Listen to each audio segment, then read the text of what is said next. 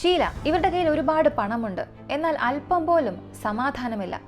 ഷീല ഒരു സിംഗിൾ മദറാണ്, ഒരു ഡിവോഴ്സിയാണ്. അവൾ പ്രണയിച്ചാൽ തന്നെ അവളെ ചതിച്ചു. അതുകൊണ്ട് തന്നെ ഷീബ വല്ലാത്തൊരു ഡിപ്രഷനിലായിരുന്നു. അവളുടെ ഡിപ്രഷൻ മാറ്റാനായി ഒരു സൈക്യാട്രിസ്റ്റിനെ ദിവസവും കാണാൻ തുടങ്ങി. അയാളോട് ഷീല പറഞ്ഞത്, എനിക്ക് തന്നെ മനസ്സിലാകുന്നുണ്ട്, ഞാൻ ഒരുപാട് കാര്യങ്ങൾ സങ്കല്പിച്ചു കൂട്ടുന്നുണ്ട്. സത്യത്തിൽ എനിക്ക് തോന്നുന്നത് ഞാനൊരു സാത്താന്റെ കുഞ്ഞെന്നാണ്, ഞാനൊരു ഈവിൾ എന്നാണ്. അത് മാത്രമല്ല, 2 കുട്ടികൾ എന്നെ ഡെയിലി ടോർച്ചർ ചെയ്യുന്നുണ്ട്. എന്നെ സെക്ഷുവലി അബ്യൂസ് ചെയ്യുന്നത് പോലെയാണ് അവരെന്നെ നോക്കുന്നത് തന്നെ. അതിലും ഒരു കുട്ടി ദിവസം കഴിയുന്തോറും വളരെ മോശമായി പെരുമാറുന്നുണ്ട്. ഇതൊക്കെ ആരോട് പറയണമെന്ന് എനിക്കറിയില്ല എന്ന് ഷീല സൈക്യാട്രിസ്റ്റിനോട് പറഞ്ഞു കരഞ്ഞു. സത്യത്തിൽ ഷീല ആരെക്കുറിച്ചാണ് ഈ പറയുന്നത് എന്ന് നോക്കിയാൽ അവൾക്ക് ട്വിൻസ് ജനിച്ചു, 2 ആൺകുഞ്ഞുങ്ങളാണ്. ഷീല ഈ സൈക്യാട്രിസ്റ്റിനെ കാണുമ്പോൾ ഷീലയുടെ 2 കുഞ്ഞുങ്ങൾക്കും 4 വയസ്സാണ്. ഈ 4 വയസ്സുള്ള കുഞ്ഞുങ്ങളെ കുറിച്ചാണ് ഷീല ഇങ്ങനെ സംസാരിക്കുന്നത്.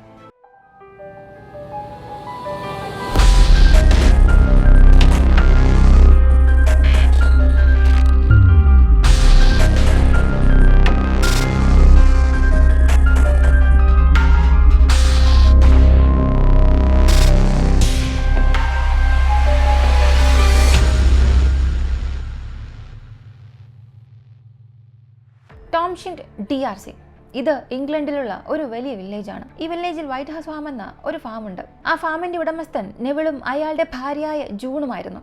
നെവിൾ ആ ഗ്രാമത്തിൽ തന്നെ വലിയ സമ്പന്നനായിരുന്നു. അയാൾക്കുണ്ടായിരുന്ന ഭൂമി ഏകദേശം 300 ഏക്കറുണ്ട്. ആ ഗ്രാമത്തിലുള്ള പകുതിയിൽ കൂടുതൽ പേരും, അയാളുടെ ബന്ധുക്കൾ പോലും അയാൾക്ക് കീഴിലാണ് ജോലി ചെയ്യുന്നത്. അത്ര വലിയ സമ്പന്നനാണ്. എന്നാൽ പല വർഷമായി കുഞ്ഞുങ്ങൾ ജനിച്ചില്ല. ഇപ്പോൾ അവർ ചെയ്തത് ആദ്യം ഒരു പെൺകുഞ്ഞിനെ ദത്തെടുത്തു. ആ കുഞ്ഞിന്റെ പേര് ഷീല. അതിനുശേഷം ഒരു ആൺകുഞ്ഞിനെ ദത്തെടുത്തു. അവന്റെ പേര് ജെർമി. നെവിളിപ്പോൾ ചെയ്തത് ഷീലയെയും ജെർമിയെയും ചെറിയ കുട്ടിയായിരിക്കുമ്പോൾ തന്നെ ആ ഗ്രാമത്തിൽ നിന്നും വളരെ ദൂരത്തിലുള്ള ഒരു ബോർഡിംഗ് സ്കൂളിൽ അയച്ച് പഠിപ്പിച്ചു. നെവിളിത് ചെയ്യാൻ കാരണം തന്റെ മക്കൾ ഇതേ ഗ്രാമത്തിലുള്ള സ്കൂളിൽ പഠിക്കുകയാണെങ്കിൽ ആ സ്കൂളിലുള്ള കുട്ടികളുമായി വളരെ കൂട്ടാകും. ആ കുട്ടികൾ നാളെ ആരുടെ പക്കലാണ് ജോലി ചെയ്യാൻ പോകുന്നത്? ഷീലയുടെയും ജെർമിയുടെയും കീഴിലാണ് ജോലി ചെയ്യാൻ പോകുന്നത്. അവർ 2 പേരുമാണ് ഈ ഫാമിന്റെ ഭാവിയിലെ ഓണേഴ്സ്. മക്കൾ 2 പേർക്കും ഈ നാട്ടിലുള്ള മറ്റു കുട്ടികളുമായി ഒരു ഇമോഷണൽ ബോണ്ടിങ് ഉണ്ടായാൽ നാളെ ഇവർ ജോലിക്ക് വരുന്ന സമയത്ത് ഈ ഒരു ഇമോഷണൽ ബോണ്ടിങ് കാരണം അവർ ഒരു പക്ഷേ ഷീലയെയും ജെർമിയെയും പറ്റിക്കാൻ സാധ്യതയുണ്ട്. അതുകൊണ്ടാണ് ഇവർ 2 പേരെയും ചെറിയ പ്രായത്തിൽ തന്നെ ബോർഡിംഗ് സ്കൂളിൽ അയച്ച് പഠിപ്പിച്ചത്. എന്നാൽ ഇത് ഷീലയുടെ മനസ്സിനെ വല്ലാതെ ബാധിച്ചു. ഞാൻ എന്തിനു വീട്ടിൽ നിന്ന് ബോർഡിംഗ് സ്കൂളിൽ ഒന്ന് പഠിക്കണം? അതിന് ഞാൻ അനാഥാശ്രമത്തിൽ തന്നെ ജീവിക്കാമായിരുന്നല്ലോ. എന്നെ എന്തിനാണ് ഇവർ ദത്തെടുക്കണമെന്ന് ഷീലയ്ക്ക് ചെറിയ പ്രായത്തിൽ തന്നെ അവളുടെ മാതാപിതാക്കളോട് ദേഷ്യവും വെറുപ്പും വരാൻ തുടങ്ങി. ചില പ്രേത സിനിമകളിലൊക്കെ ചെറിയ കുട്ടികൾ ഭയപ്പെടുത്തുന്ന രീതിയിലുള്ള ചിത്രങ്ങളൊക്കെ വരയും. ആ ചിത്രങ്ങൾ കാണുമ്പോൾ തന്നെ നമുക്ക് ഭയമുണ്ടാകും. അതുപോലുള്ള ചിത്രങ്ങളും ഷീല അവളുടെ ബുക്കിൽ വരാൻ തുടങ്ങി. ഇങ്ങനെ ഷീലയുടെ സ്കൂൾ ജീവിതം കഴിയുന്നു. കോളേജിലേക്ക് വന്നതിന് ശേഷം ഒരു മോഡലാകണമെന്ന് ആഗ്രഹിച്ചു. അതിനനുസരിച്ച് ഷീലയ്ക്കും നല്ല ഉയരമുണ്ടായിരുന്നു, സുന്ദരിയായിരുന്നു.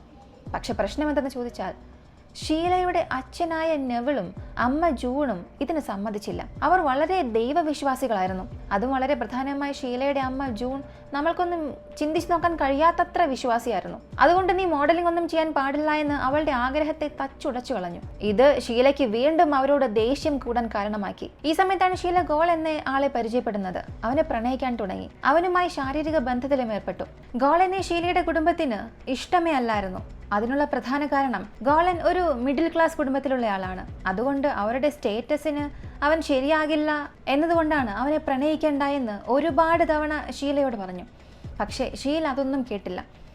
ഇങ്ങനെ ഒരു ദിവസം ഷീല ഗർഭിണിയായി.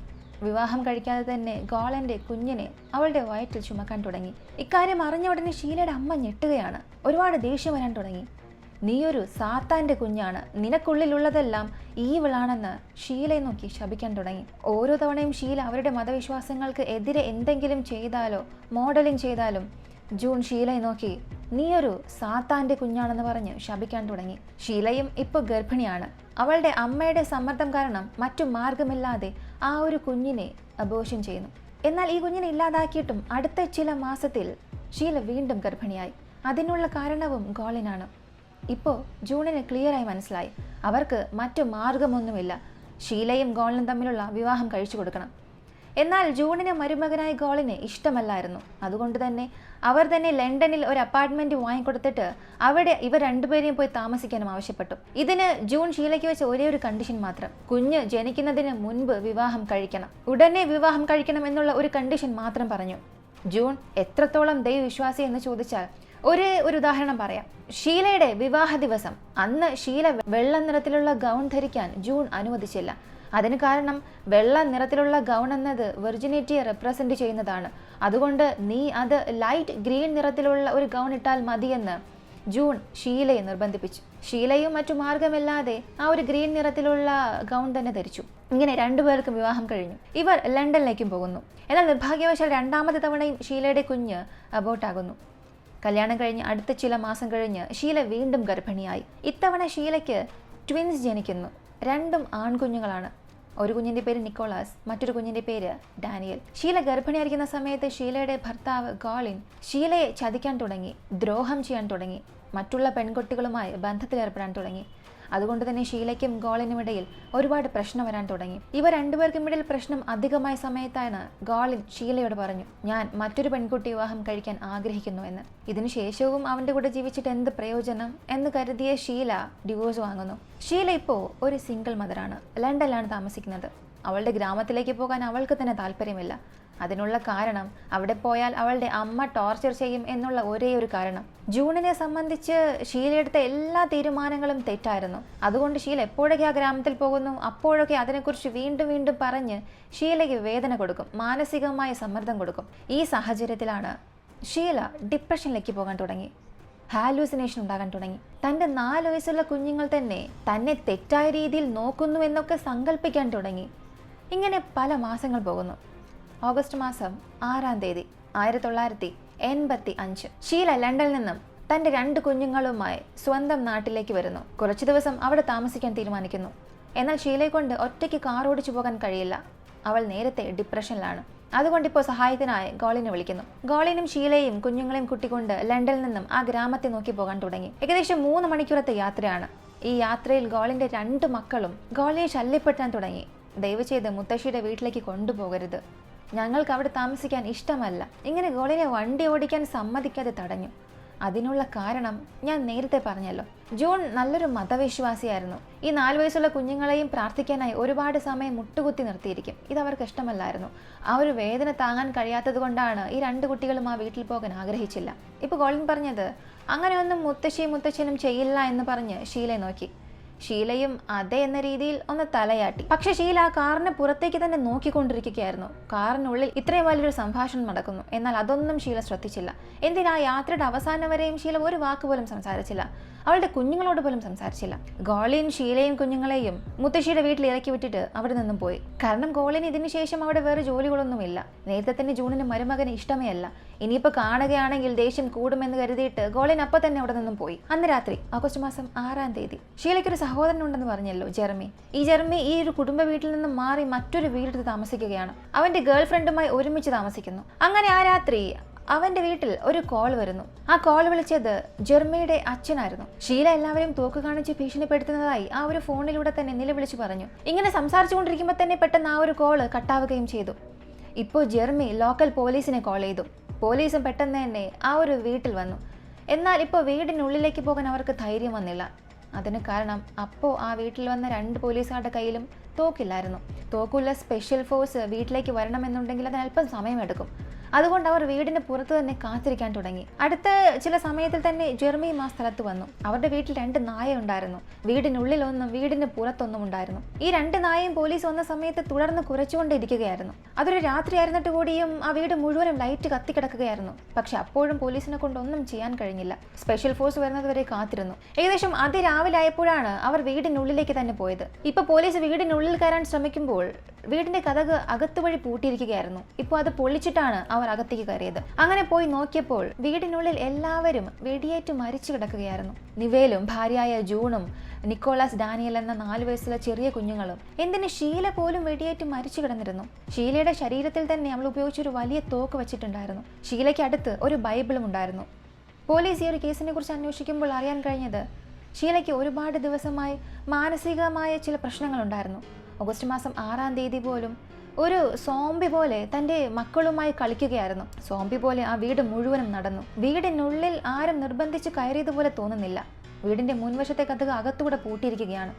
ഇതൊന്നുമല്ലാതെ ആ വീട്ടിൽ മരിച്ച എല്ലാവരും വളരെ ക്രൂരമായ രീതിയിലാണ് മരിച്ചു കിടന്നത്. നിവേലിനെ 8 തവണ വെടിവെച്ചിട്ടുണ്ട്. അതിൽ 6 ബുള്ളറ്റ് അയാളുടെ തലയിൽ മാത്രം കയറിയിട്ടുണ്ട്. ഇതുപോലെ ജൂണിനെയും 6 തവണ വെടിവെച്ചു. 4 വയസ്സിലെ പിഞ്ചു കുഞ്ഞുങ്ങളെയും തോക്കുകൊണ്ട് പലതവണ വെടിവെച്ചു. 4 തവണ ഡാനിയലിനെയും 3 തവണ നിക്കോളാസിനെയും. ഇത് മുഴുവനും മാനസികമായി ബാധിക്കപ്പെട്ട ഒരു പെൺകുട്ടി കൊണ്ട് മാത്രമേ ചെയ്യാൻ സാധിക്കുകയുള്ളൂ എന്ന് പോലീസ് പറഞ്ഞു. അതുകൊണ്ട് ആ രാത്രി ഷീലയാണ് എല്ലാവരെയും കൊന്നിട്ട് സ്വയമേ ആത്മഹത്യ ചെയ്തത് എന്ന് പോലീസ് ഈ ഒരു കേസ് അവസാനിപ്പിച്ചു.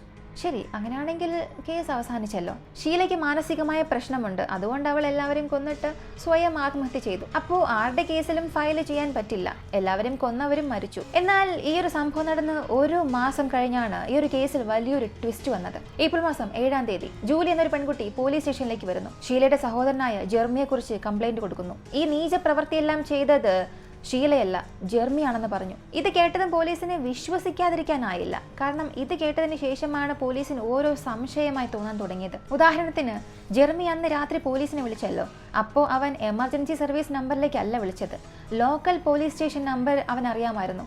അവരെയാണ് അവൻ വിളിച്ചത്. അവരുടെ പക്കൽ തോക്കില്ല എന്നുള്ള കാര്യം അവൻ നന്നായി അറിയാം. ഈ ലോക്കൽ പോലീസുകാർക്കും ജെർമിയെ നേരത്തെ അറിയാം.